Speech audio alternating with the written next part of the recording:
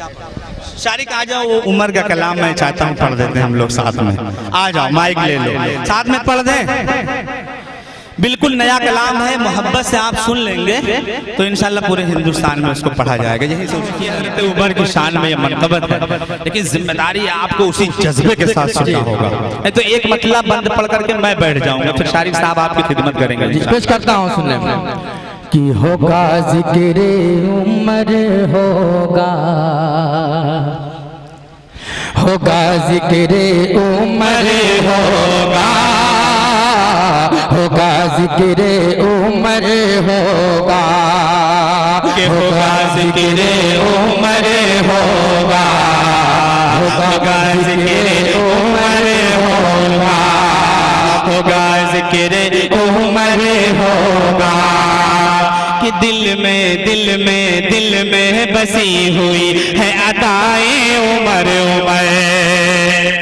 कि दिल में बसी हुई है अदाए उमर आती है धड़कनों से सदाए उमर आती है धड़कनों से सदाए उमर कि जिस रास्ते से होता था फारूक का गुजर कि जिस रास्ते से होता था फारूक का गुजर शैतान भागता था कि आए उमर जिक्र उमर होगा जिक्र उमर होगा